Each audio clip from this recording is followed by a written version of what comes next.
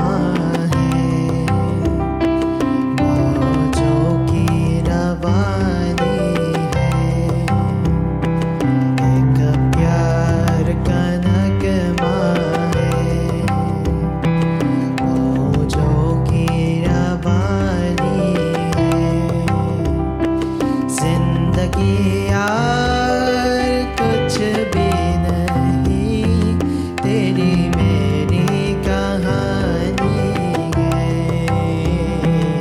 एक प्यार का नगमा है, मौजों की रवानी है।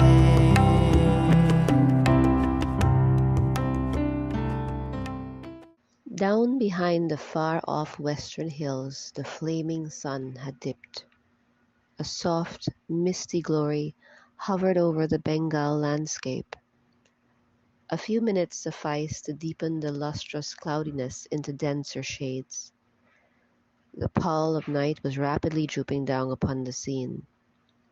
In the glooming air began to flash, frequent and bright, the restless gleams of the fireflies. Through the silence sounded far and clear the late croakings of some unsettled crows, or the sharp shriek of a kite, and now a jackal in the neighboring jungle, or the pariah dogs in the village, shrieked or barked a welcome to the incoming night. Half reclining on the grass slope of a water tank was a young Indian girl, whose loose white robe and jacket of colored cotton scarcely hid one line of the delicate mold of her form, displayed as it was by the abandon of her posture in all its grace, litheness, and perfection. The long hair from which she had been wringing the water hung black and dishevelled from the symmetrical head, leaving her light brown oval face with its regular eyes, arched eyebrows, delicately chiselled nostrils, and well-turned mouth and chin in fine relief as they were irradiated by the parting glow of the sun. She seemed half dreaming, a pleasant dream, for now and then her eyes, which flashed with dark fire, or became gentle as a summer lake, betokened some lively or genial thought. So she lay, reclining on her elbows, joylit and dreamy, unconscious of the rapidity with which the shades were deepening round her, unaware of two flashing eyes that were fixed upon her from the shadow of a small palm grove, not 20 yards away. Presently she began, in a low, sweet monotone, to sing. A black shadow glided stealthily towards the singer, until it stood behind her, looking down on her unwary figure. It was the form of a tall, powerfully built man, of extreme darkness of skin, with a shaggy head of hair and a moustache and beard that added their bristly terrors to a face naturally ugly and deeply pitted with smallpox. Large, plain rings of gold decorated his big ears. As the girl ended her song, the man, stooping quickly, pinioned the arms on which she supported herself, and then, leaning over her, pressed his rude lips against her smooth forehead. Loud and long was the shriek that startled the night, but he was not disconcerted. "Lutchmee," he said in a deep, guttural voice, whilst his features were twisted into the caricature of a smile. "Why are you here so late? Has Dilloo deserted you for Puttia? I thought he never left you alone. How long have I watched for such an opportunity as this? Ah, were you waiting and singing for me? Did you linger here to tell me you would at last change your mind and be more friendly to me?" Perhaps this foolish hope had really passed through the satyr's thoughts, for his eye grew softer as he spoke, and he relaxed his grip upon the delicate arms. The answer to his address was a sudden and violent jerk of the girl's head into his face, and the slipping of the two soft arms from his fingers, as his prey sprang to her feet, and with another loud shriek darted away. She would have escaped him in the dusk, for the village was not far away, had not the surprise unnerved her. Mistaking her steps, she suddenly tripped over a clump of grass, and came with violence to the ground. There she lay senseless. The man, who could just distinguish her as he came up, kicked her over with his foot in the madness of his fury, until her pretty little face was turned upward to the sky. Then, with a muttered curse, lifting his heel, he was about to dash it into the delicate features, when a very respectable blow on the side of the head sent him bleeding to the earth. This blow was delivered with the aid of a long, smooth stick, by a young fellow of moderate height, but, for a Hindu, of unusually fine development. He immediately stooped down and endeavoured, in the gloom, to examine the young girl's face. Then he wrung his hands and broke out in reproaches on the groaning foe. Then he rose, and taking his stick, played it with remarkable vehemence and skill all over that person's body. Again he knelt beside Lutchmee, and placing his hand on her heart and his ear over her mouth, waited for tokens of life. In a short time she began to respire, then to recover, and at length she sat up. "Lutchmee, Lutchmee," said the young man, "wake up, I'm here. It is Dilloo." "Oh, Dilloo," sobbed the girl, putting her arms round his neck. "Is it you? I have had such a frightful dream. I thought that wicked creature Hanuman laid hold of me at the tank. Then I got clear of him and ran away, but while I was running I tripped and fell down. Oh, I was sure he had me at last." "It was not a dream, Lutchmee. 'Twas well I heard you scream, my darling. I can tell you. Look, there! Do you see that dark heap? That is Hanuman. I came upon him just in time to save you, and I have drubbed him well with my stick." "But oh, Dilloo," she said, clinging to him, "what will he do to you? He will kill you. Let us go away."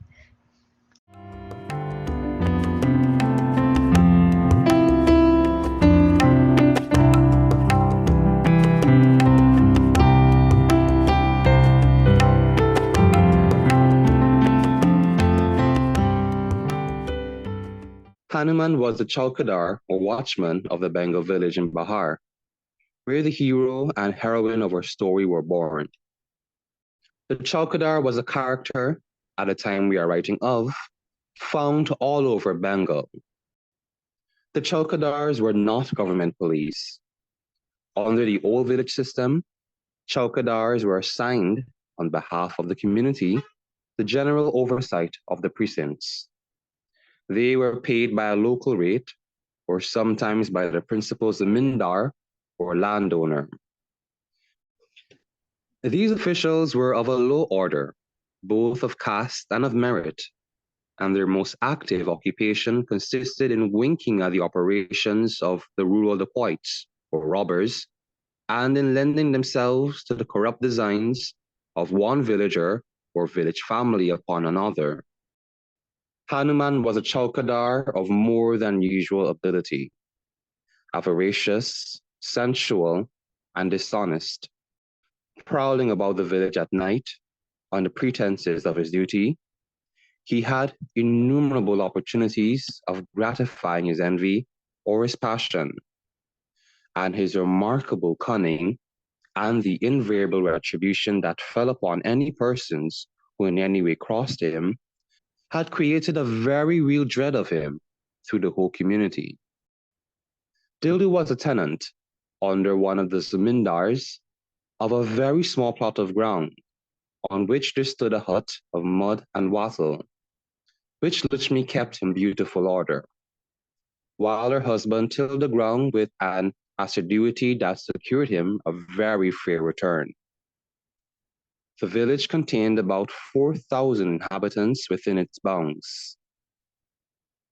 It was near one of the largest villages in the district. As a convenient center of a very populous portion of Bihar, it had been selected as the headquarters of a deputy magistrate, in this instance a European. The deputy magistrate's sub-officials included the daroga, or police, jamadars, or inspectors, and burkandas, demobilized soldiers. The vicinity of this magistrate rendered Hanuman's office extremely unnecessary, and indeed exercised over him a somewhat wholesome restraint. He had many times looked with an evil eye at the bright, lissom young wife of the farmer, and, with the confidence of a villainous experience, had again and again attempted to get her into his power. But her husband Dilloo was a formidable obstacle. He happened to be very fond of her, and he was a fine, strong, ready young fellow with a taste for athletics and adventure. In his village, he was regarded with a certain respect. His performance with the long lathi or single stick, which had proved so fatal to the Chaukadar design, was famous over the whole plain, among villages where not a few skillful players with the same weapon were to be found. In wrestling, no one could excel him. His thrift and industry had given him a respectable position. Altogether, therefore, Dilloo was a man, as Hanuman felt, not to be openly fought, and he had accordingly been very cautious in pursuing his infatuated fancy for Lutchmee. Lutchmee and Dilloo had, by the conventional arrangement between their parents, been betrothed before they knew what love was, or indeed, before they had ever seen one another. But in this instance, when at 12 years of age, the pretty girl was married to the boy of 17. The mutual liking between them grew into a genuine and pure affection. It could hardly be otherwise. Both of them were of unusually handsome make, of open dispositions and simple hearts. They seemed to have been fitted by nature for each other's company. Lutchmee almost idealized her strong, active husband. He dwelt with constant pride on his wife's beauty, her obedience, her humility, her love and attention. Dilloo was proud of his wife, and Lutchmee was proud of her husband. This happiness had been alloyed by the death of Lutchmee's only child a few weeks after its birth, and by the occasional unpleasantness to which the young wife's beauty exposed her, from Europeans and from men of her own race. Hanuman had been the most persistent, as he was by all odds the most disagreeable of all her admirers. Hitherto, Hanuman had carefully shirked a collision with the husband of the girl whose beauty had so wrought upon him. The first occasion was a discouraging one, but he knew well how to revenge himself. Dilloo soon began to know something of the watchman's resentment. His fowls disappeared, his rice was trampled and destroyed. One night, there was a robbery in his house, evidently managed with great skill, by which he lost part of his savings. Strong as were his suspicions, he could not bring home these crimes to the Chaukadar, and he dared not act upon them without confirmation.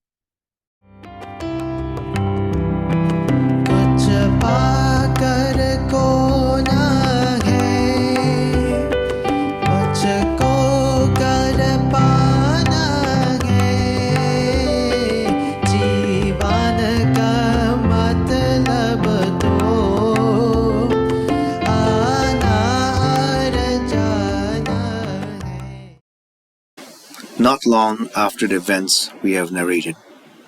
There one day arrived in the village a stranger, a Bengali, arrayed in an imitation of a European uniform. Across his shoulders and body, on the belt he wore a chupras, the badge of official employment. He had an air of a man shrewd and travelled. There was a touch of tongue culture about him. He talked with ease of one to whom this was a vocation. It was not long before he was sitting in an open space in the middle of the village, surrounded by a group of curious natives. Presently, he took off his turban and slowly extracted therefrom an envelope, out of which he produced a piece of paper, well saturated with oil and other exuded matter, and browned by constant handling with dirty fingers. This he opened and proceeded to read with great solemnity, rolling round his eyes as he did so to mark its effect upon the hearers. It purported to be a declaration by a great personage entitled "The Protector of Immigrants at Calcutta, in the name of Her Majesty the Queen, and by the authority of the Government of India, informing all mankind that Dost Muhammad, the bearer, who bowed to his own name with deep respect, was duly licensed to seek and recruit in the district persons who were willing to emigrate as labourers to other parts of Her Majesty's dominions, that is to say, British Guiana, or Trinidad, or Jamaica, etc., etc. Among those who gathered to see and hear the traveller, and had listened to his recital with interest, was Dilloo. He manifested wonder as to the meaning of this mysterious document, and anxiety to hear it explained. "Listen, O friends," said wily Dost Muhammad. "This is a command of the great Queen to me, Dost Muhammad, one of her servants, to travel about and inform my countrymen of inestimable benefits, boundless riches, and unallied happiness which awaits them, if you seek them in other parts of her dominion. It is my duty to tell you by authority of the Queen and the Government of India that it is open to anyone who hears me to become as rich as Zamindar. Is everything so golden here that you should not do like the English themselves? Take your journey in search of riches and happiness. Look around you. You see how millions of our Indian people are? Everywhere the fields are small, the wages are low. Everywhere the land is crowded with people. Too many mouths, too little money, too many taxes, too much government. Most of you have hard work, bad food, and very little of it. The great English sahibs own these lands and want labourers like you to cultivate them. They are rich and they are generous. There, a man can get every day of his life as much or as little as he likes. The work is easy, like your own garden work. And for such labour, a man and a woman can expect to make easily from 10 annas to 2 rupees.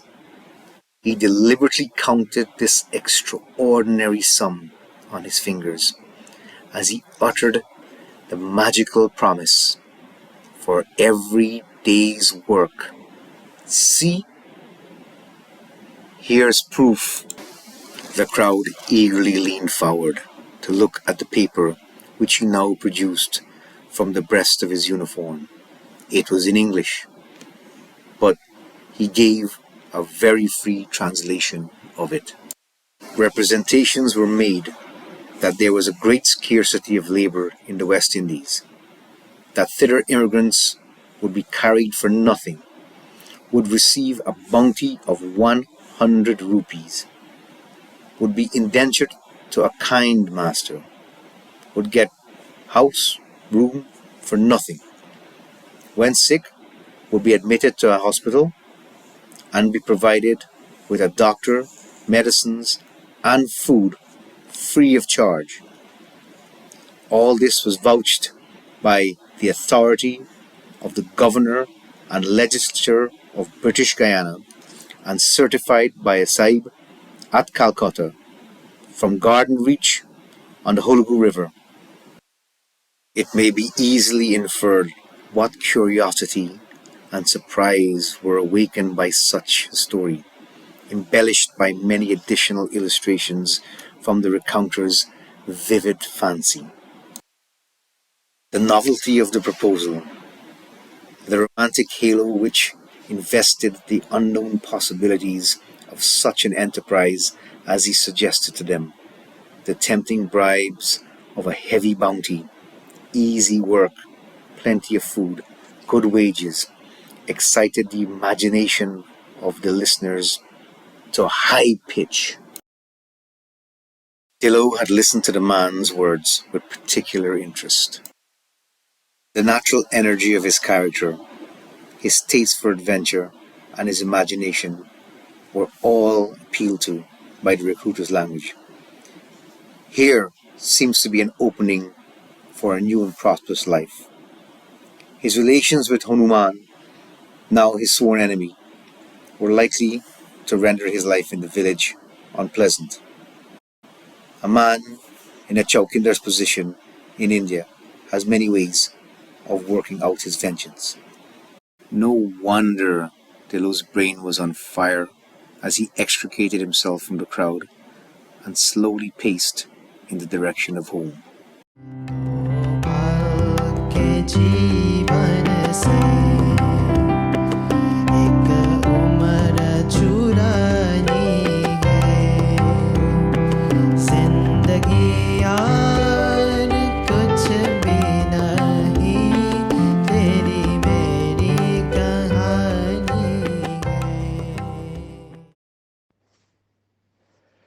When, the next day, Dost Mohammed came back to the village, Dilloo was among the first to seek him out. Again the recruiter expatiated on the promises of the government, the bounty money of $50, the high wages, the free medical care, the light work.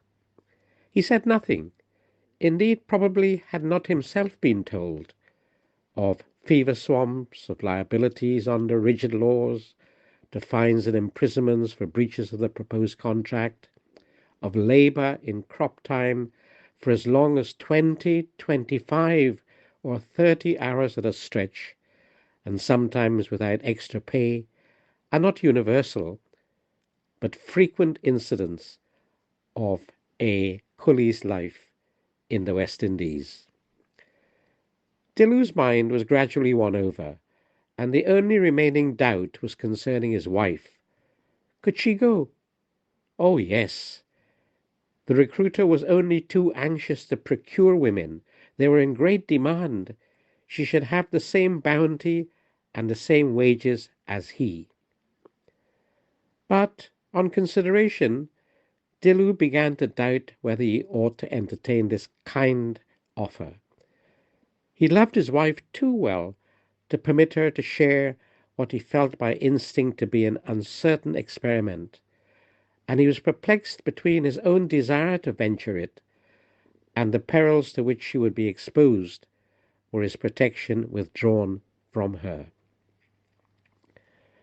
This difficulty was, however, a few days afterwards removed. Mrs. Wood, the wife of the deputy magistrate, happened to require a maid, and being rather particular, had caused considerable inquiry to be made for the sort of person she wanted. Dilloo took his wife to the magistrate's bungalow. The lady was at once struck with Lutchmee's cleanliness and good looks, and offered to engage her. Dilloo, like most impetuous men, too readily satisfied with temporary solutions, considered that This sufficiently ensured his wife's safety and urged her to accept the offer. She, whilst her heart trembled with painful forebodings, was too lovingly obedient to her husband's will to question his desires. When the day of parting came, Dilloo held Lutchmee in his arms a long while. They could hardly speak. "Lutchmee," said the young man, "I go away thinking of you only. I will love you faithfully all the time I am away. I am promised that in a few years I shall be able to return with all the money I have made, and then you and I will be well off. We shall still be young, and can spend our lives in prosperity and happiness." "Ah, Dilloo," said the girl with a sob, "how much this is to pay for a hope, is it not?" Then she checked herself and tried to smile. "I shall be as happy as I can," said she, "and the time will run quickly when I think of you." "Do your best," said he, "to win the goodwill of the Memsahib, and if Hanuman tries any more tricks with you, go at once to her and ask her to protect you. Be very wary of that rascal. Never go out alone, if you can help it. Always go to the tank in the morning, in company with the other women." एक प्यार का नगमा है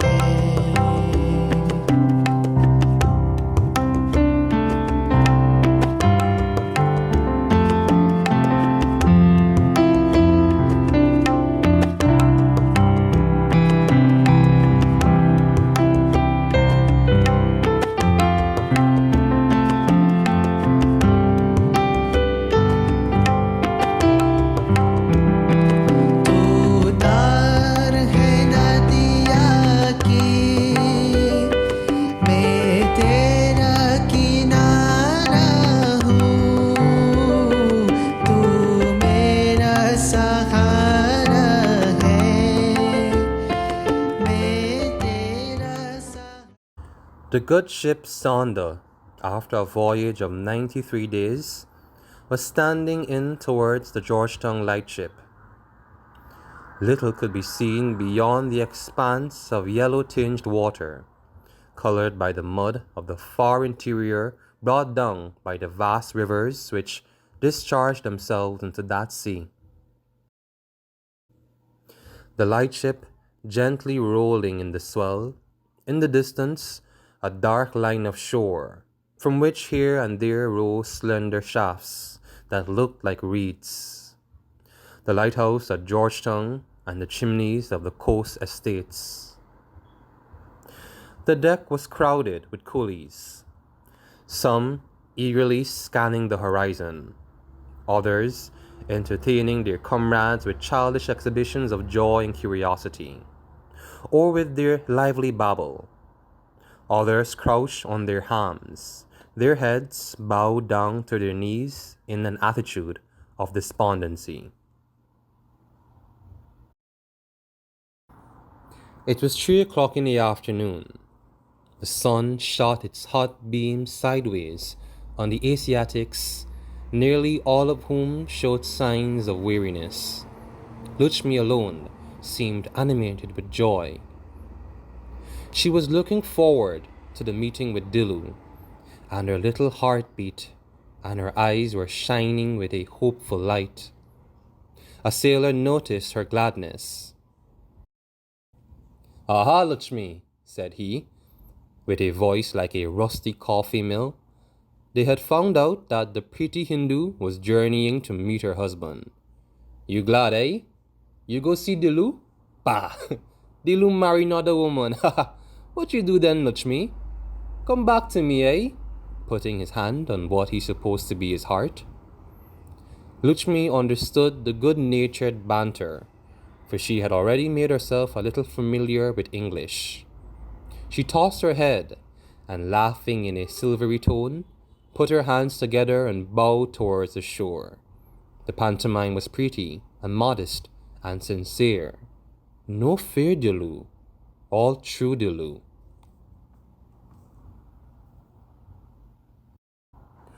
A steamer soon approached and hailed the ship. As it was getting late, the captain resolved to engage her to tow his vessel into the river, and before long, the Sonder was cleaving the muddy water. Gradually, the long line of shore began to grow clear. Then could be discerned the fringing palm trees and the scraggy bush along the bank, then the wooden houses, here and there, and at length, just in front, the mouth of the river. On the left ran a strong seawall. At that hour, the promenade of the fashionable world of Georgetown, fatigued officials with their cigars, pale ladies languidly sauntering, children in their perambulators, and the dark, buxom nursemaids, gay with their bright-colored turbans and white dresses. At the corner of this promenade towered up the lighthouse. By this time, the coolies swarmed to the sides of the ship and eagerly peered over the taffrail as the great vessel swung round the corner and disclosed to their eyes the flat site of Georgetown, with its huge sheds of merchandise, its white houses and green blinds, and the familiar cocoa and cabbage palms, lifting their high, graceful heads into the clear air.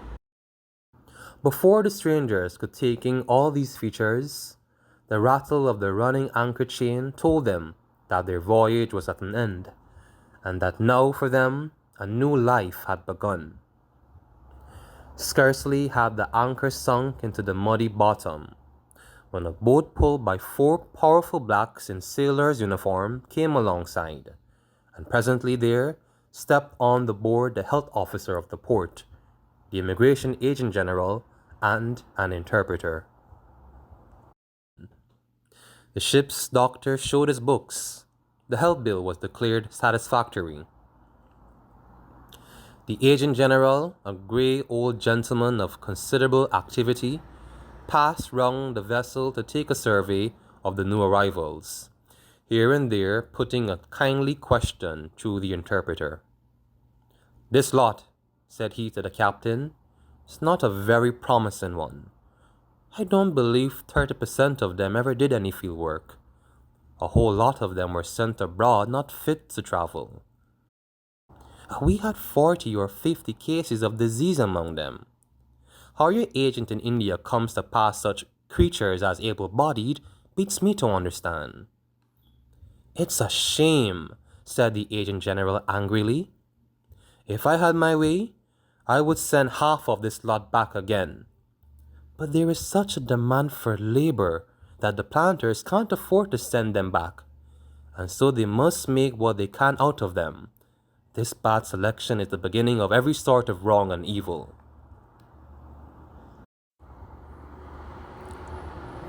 "I'll tell you what," said the shrewd captain.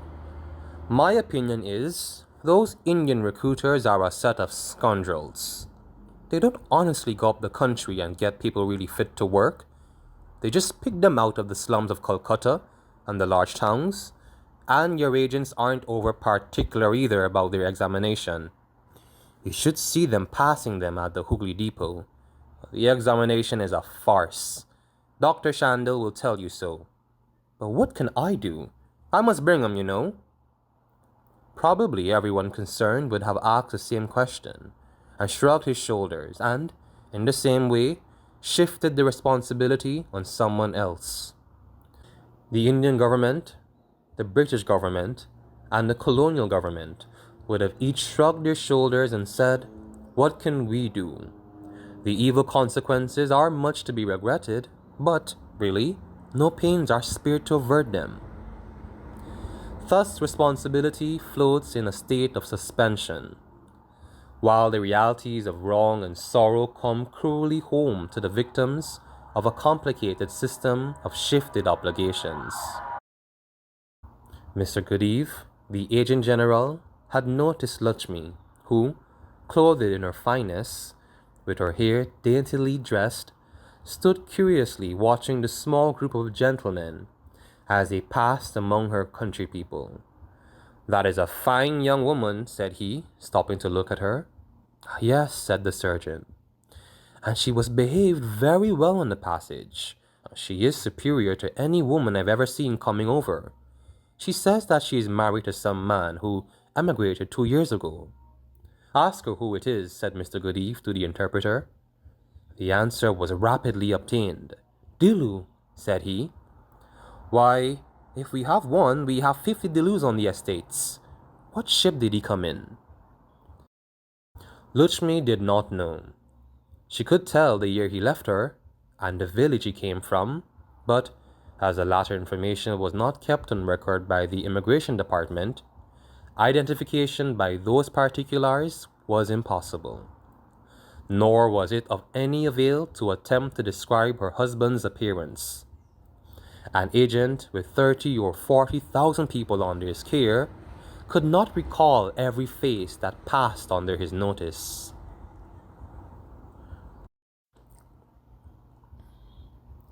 Can I not see him? Inquired the simple woman to the interpreter. Where is he? I want to find him. There are many Dilloos, he said. They are scattered about over a great country. How shall we know the Dilloo whom you seek? Lutchmee clasped her hands, and the large drops stealing from her eyes jeweled her dark cheeks, as she went on her knees before Mr. Goodeve, and poured out, in her own language, a passionate appeal to him to take her to her husband. The sudden eclipse of her hopes extinguished her fortitude. She had never forecast the disappointment of this moment. Mr. Goodeve was affected, and the sailor who had been watching the interview turned away with a dry cough. The agent general took her by the hand and spoke kindly to her, promising to do his best to find her husband before she was allotted. Lutchmee had little or no idea what this meant.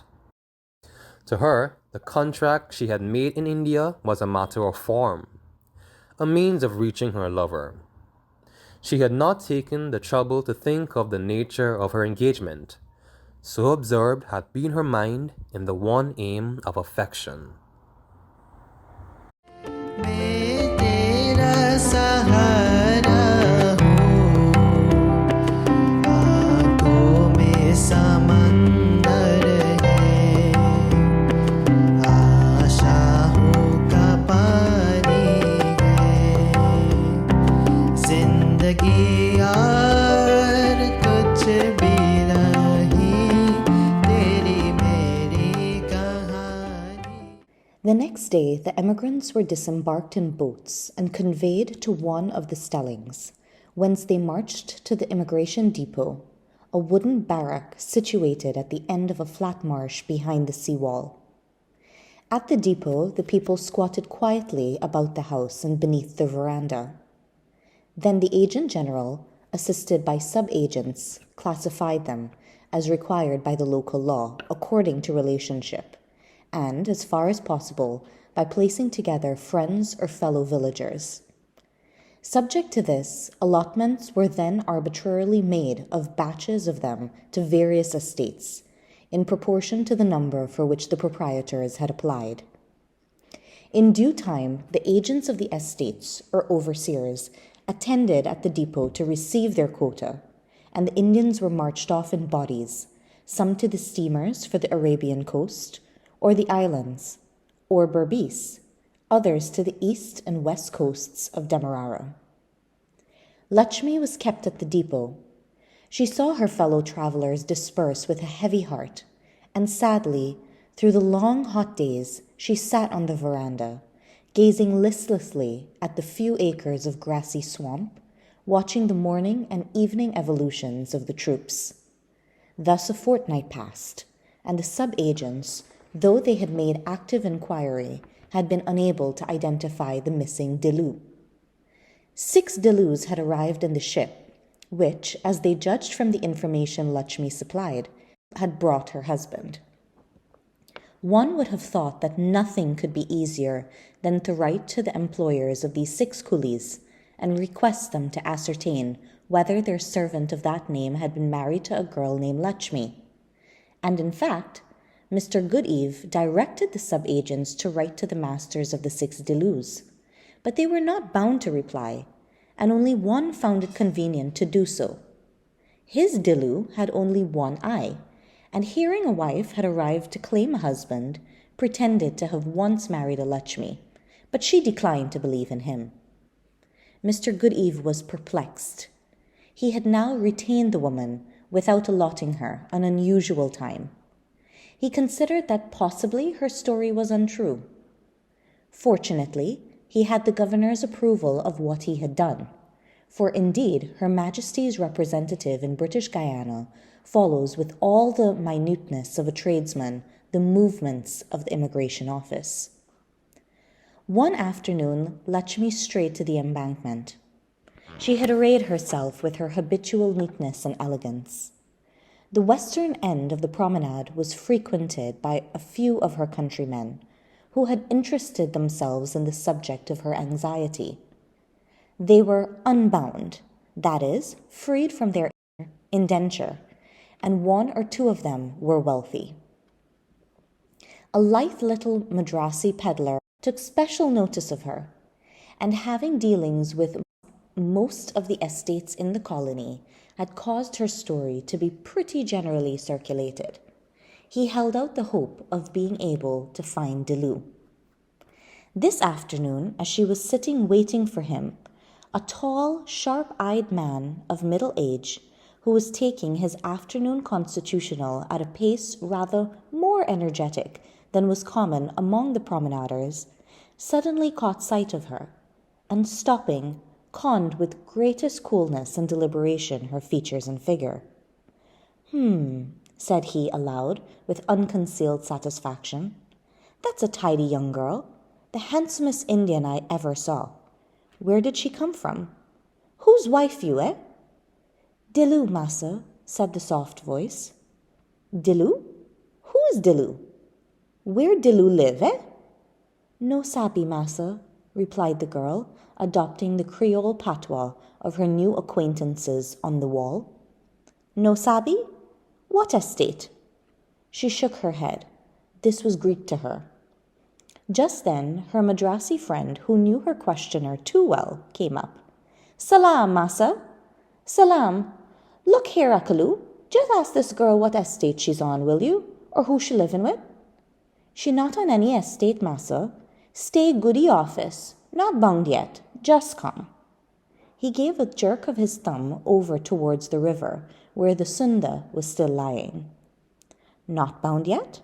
How's that? All the last lot have been on the estate weeks since. What an old rascal that Goodeve is to keep such a fine girl hanging about the depot. I shall apply for her at once.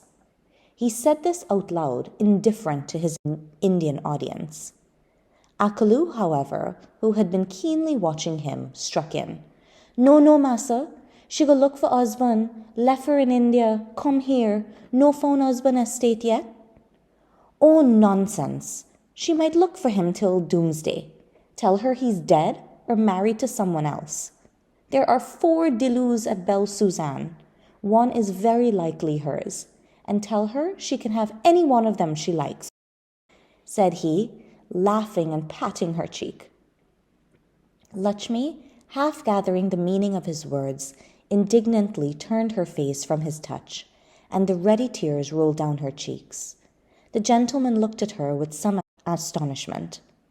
What? He said. You love Dilloo? Much want Dilloo? She nodded assent. Akula explained that she was inconsolable from her disappointment, and that Massa Goodeve was doing all he could to find her husband. Mr. Drummond, after a cheering word, took his way along the wall to where he knew Mr. Goodeve would at the time be found taking the air. I say, Goodeve, said he abruptly, what are you keeping that pretty girl at the depot for? This won't do. I must report you to the governor. Very well, said the agent general, smiling. Do it in writing, please, and I shall forward a memorandum in reply. But the fact is, that girl is giving me a great deal of anxiety. I have been looking for a man she says is her husband. But, from her story, I shrewdly suspect She is not sure he is here at all. He may have gone to Trinidad or St. Lucia." "Pshaw!" interrupted the other. "It's a cock and bull story. You ought not to keep her here any longer. She must be allotted. Send her to me at Belle Susanne. I'll find a husband for her. I must see old Tom about it." The old Tom here referred to was none other than His Excellency Governor Thomas Walkingham. He was one of those steady-going mediocrities whom a grateful colonial office is apt to value in such inflammable quarters as the West Indies, where the least spark of originality or independence may, in certain conditions, set fire to a whole community. An estimable, good-natured, easy-going man was Thomas Walkingham, who, never too active a friend of the coolies, and never too stern a reprover of the planters, retained an imperial reputation for humanity, and was lucky enough to hold one of the richest governments at Her Majesty's disposal. As Drummond turned away, the agent general looked after him doubtfully. This was one of the most powerful planters in the colony, a member of the Court of Policy, and noted for his determined will, strong passions, and practical ability. Mr. Goodeve held a good opinion of him as a master, though he was rather doubtful of him as a man.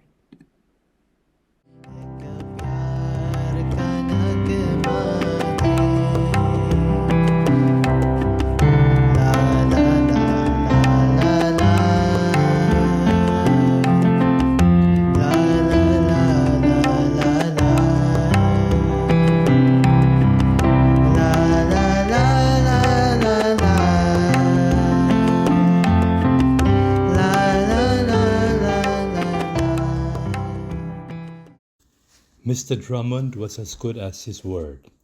The next day he applied to the governor in writing, informing him that he had ascertained a coolie woman ex-Sunda still remained at the depot unallotted, and begged to state that she appeared to be a respectable person, and he was desirous of securing as many women of that kind as possible on Belle Susanne. He asked that she might be allotted to that estate. The governor had hardly ever been on an estate in his life. He was personally incurious. Faith, to an official who must write home long dispatches about his proconsulate, is superior to sight.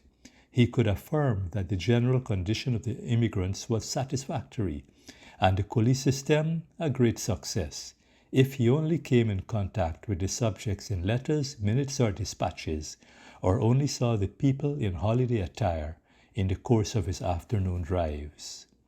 Had he been challenged to say whether he thought Drummond a fit and proper person to whom to deliver up a handsome young Indian woman, he would have said that he had no reason from any official memoranda to doubt that she would receive at Belle Susanne the same satisfactory attention and care which the reports he had received of the estate led him to believe were characteristic of Mr. Drummond's management.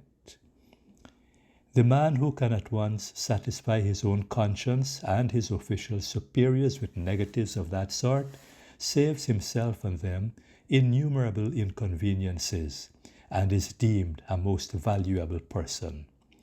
The governor had already been informed by the agent general of the reason why Lutchmee had not been allotted and had approved of her retention. But there are limits to governmental kindness. Mr. Drummond was too powerful to be disregarded.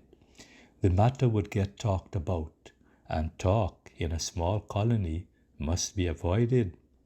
Accordingly, a dispatch was written by the government secretary to the immigration agent general 200 yards off, stating that he had the honor to enclose a copy of a letter received from the Honorable C.C. Drummond, and that His Excellency the Governor recommended that the woman, Sunda 330, should be allotted to the estate of Belle Susanne. Mr. Goodeve's humanity never slept. Whatever doubts had sprung up in his mind, he still desired to act the part he deemed the law had assigned to him, of coolie protector, a part which the planters thought he acted too extravagantly. He sent for Lutchmee and told her, through the interpreter, that as her husband had not been found, the governor had ordered him to allot her to an estate where she must discharge the obligations of her contract made in India, but that if her husband should be found, she would be placed wherever he was. Lutchmee had gained from her countrymen on the seawall some inkling of estate life. They had described to her the work in the fields and the megas yard, the houses, the hospitals, and the general conditions. For this she was quite unprepared. The whole impulse of her voyage had been to regain her husband. To lose him and find herself bound to perform labors she had never thought of almost crushed her. She implored Mr. Goodeve to find her husband or send her back to India. The agent general was moved by her agitation, but was obliged to return a decided answer. She must go to Belle Susanne. The poor woman sat down, and covering her head with her chadar, rocked herself backward and forwards, moaning piteously. The interpreter vainly tried to comfort her. Mr. Goodeve went to her and put his hand on the bare arm that clasped it to remove the chadar from her head. The skin was dry and burning. "Ha," said he, "she has fever, and very badly too. Sammy, she must go to the hospital." Lutchmee was borne along in a low hand cart covered with an awning of cotton, her whole frame burning with fever, and her eyes restlessly wandering over every object they could reach. As the cart reached the bridge, it passed a file of prisoners going out to work, who looked with interest at the sick woman. Before anyone could interfere, one of the prisoners, suddenly exclaiming, "Lutchmee!" darted from the line and clasped her in his arms. Dilloo, his face wet with tears and his whole body trembling with excitement, sat upon the edge of the cart. Lifting the sick woman on his knee, he laid her burning head on his shoulder, and unmindful of the gathering crowd of blacks, Indians, Portuguese, and whites, soothed her with eager words of affection.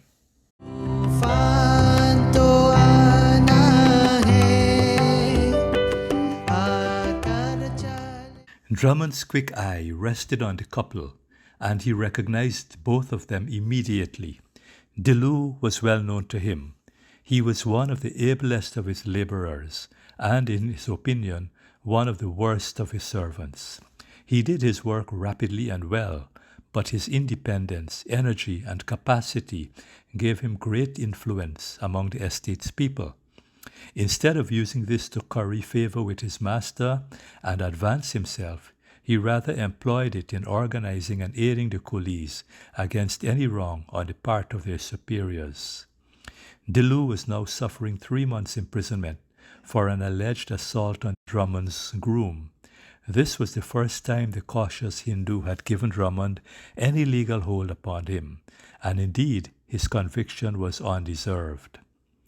Drummond meanwhile turned to the young couple. Drummond put his hand on his shoulder. "Is this your wife, Dilloo?" The Indian looked up boldly into the planter's face and said, "Yes, massa." "She's a fine young woman then. She is coming to my estate bound to Belle Susanne. I wish for her sake you were out of jail. What's the matter with her?" "Fever." Drummond's experienced hand sought her pulse and felt the burning skin. "She's very bad. You had better let her go to the hospital at once. When she gets out, I'll take care of her. How long have you been in jail?" 2 months. "Well, it won't be long before you get back to her. She shall live in the hospital till you come home, and I hope now, after this, you will keep quiet and get into no more scrapes." It was with difficulty that Lutchmee could be parted from her husband, or he from her. But she was at length removed in a paroxysm of the fever, while Dilloo, resuming his place among the convicts, went on to complete the imprisonment. Fanto ana hai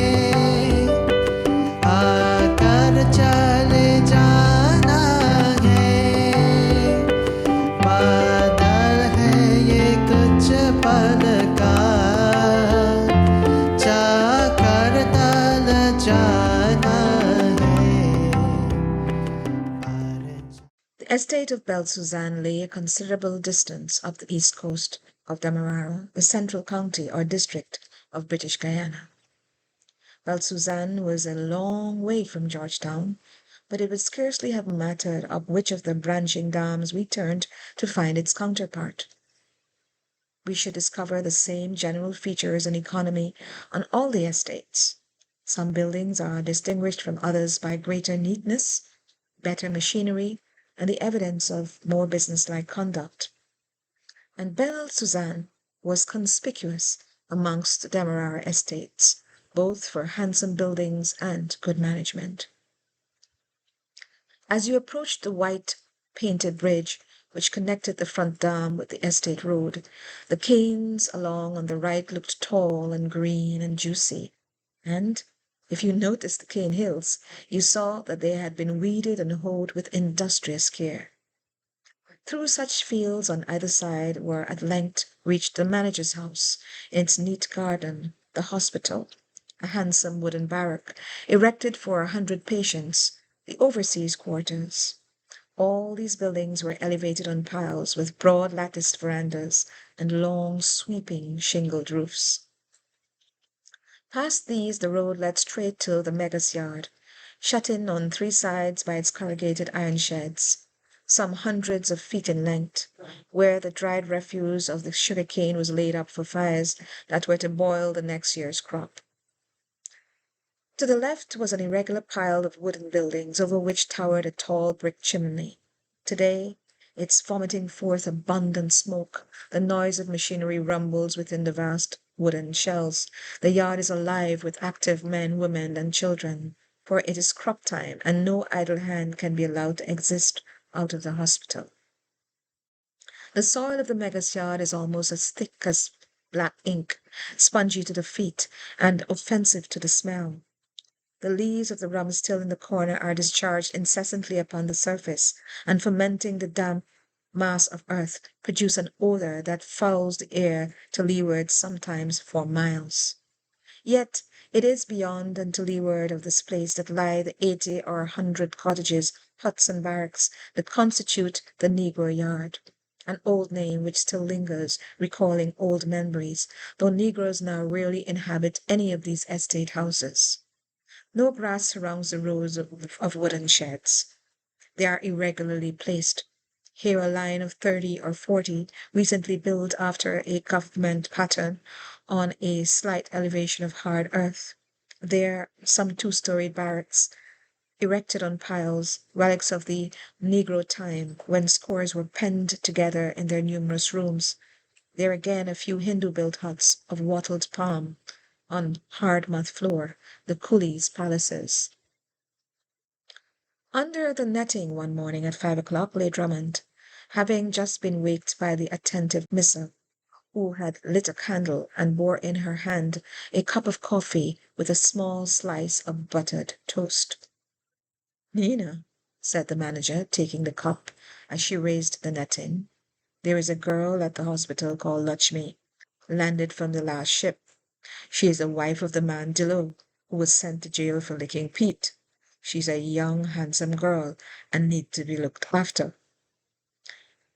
He was intent on his coffee, and did not see the sudden lustre that lit up the dark eyes of the woman, who had been standing looking with admiration at the broad muscular neck and chest, which his unbuttoned shirt exposed to view.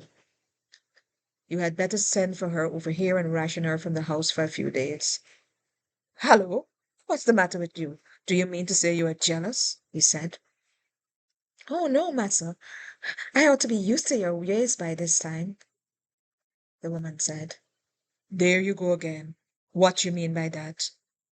See, you do what I tell you. I want to do the girl a kindness, and you'd like to prevent it? Go away. I'm going to dress." As Miss Anina went downstairs from Drummond's room, the tears were running down her cheeks in a tropical shower. By breakfast time, that is to say about 11 o'clock, when manager and overseas met after several hours' rounds of the estates, Lutchmee was sitting on the grass under the manager's house, and receiving some kindly attentions from the poor Creole. Lutchmee looked doubtingly at the face of the other, but after a while surrendered to the gentle marks of favor which were shown to her. Though she was unable to exchange many ideas with her hostess, she began to feel at home. She tried to express her thanks to Missa, who at once angrily repudiated any generosity on her part. "Massa Drummond," she said, pointing to the house above, "your massa who live here. Massa tell me do this, tell me send for Lutchmee." "Too kind," said Lutchmee. "Yes, too kind, much, much kind to coolie woman. Good man to coolie woman, Massa Drummond," said Missa. Nina brought this out rather convulsively, and her tone was slightly satirical. Lutchmee started and gazed into the other woman's face, but the woman avoided her glance. "You stay here all day, stay here all time," said Nina at length. "Massa Drummond take good care of Lutchmee." "Oh, no, no," replied the Indian woman in her heart, divining some perilous mystery in this arrangement. "Me go live where all coolie women live too. Too kind, Massa Drummond." Nina's woman's instinct told her that this girl was shrinking from something to which she herself had readily yielded. Mrs. said sharply, "You, Massa Drummond, coolie woman, do what Massa Drummond say, else Massa Drummond beat you, kill you." "No," cried Lutchmee, now thoroughly alarmed. "Massa Drummond too good-heart, coolie woman. You too good too. You good woman, me good woman, you help me. Me go back now to other coolie woman, please, please." Lutchmee softly touched the other woman's cheek, and then, leaning over gently, after a moment's hesitation, kissed her on the forehead. Nina's eyes suddenly filled. She held Lutchmee's hand in her own and silently cried. The Indian woman, with her delicate, childlike courtesy, took the end of her muslin scarf and gently wiped away the trickling drops. She began dimly to comprehend something of Nina's relationship to Drummond, and of the reason why she wept. "We two friends," said Lutchmee. "Lutchmee wife of Dilloo, Missa wife of Massa Drummond. Me no go to Massa Drummond." And as she said this with an energetic elevation of voice, Drummond, who had overheard her last words, struck in with his deep, rich voice. "Nina, what have you been doing? Setting this girl against me, eh? Now look here, I have a good mind to horsewhip you. You're the most ungrateful vixen I ever knew. You're as well off as any woman of your sort in British Guiana, and yet you must strike in with your infernal jealousy between me and my servants, and try to set them up against me. Go upstairs." "It's not true," said Missa, facing him with flashing eyes. "I was doing my best for you when this woman declared she would have nothing to do with you." "Massa, massa!" cried Lutchmee, with her hands together. She had half gathered the meaning of the conversation. "Me talk, Missa, say me Dilloo woman. No one leave my man. Massa keep Missa. Send Lutchmee this time hospital." She went on her knees and wrung her hands and beat her bosom. Drummond was touched. In the pursuit of his whims, the remains of generosity and justice in his nature had always hitherto restrained him from any forcible assertion of his wishes. Nor did he meditate revenge. He was good-tempered, easy-going, morally indolent. As soon as he saw that Lutchmee showed a determination to be true to her husband, he good-naturedly acquiesced. "Oh, yes, no hurt, Lutchmee," he said, patting her on the shoulder. It would have been hard, even for the suspicious Lutchmee, looking into the fine, open face and clear eyes of the manager, to believe that any dangerous cunning lurked behind them, or that his word was a fraud. She breathed a new breath and smiled most charmingly as she took his hand from her shoulder and, naively kissing it, bowed low to her master. जाती निशानी है जिंदगी यार कुछ भी नहीं तेरी मेरी कहानी है एक प्यार का नगमा है मौजों की रवानी है जिंदगी यार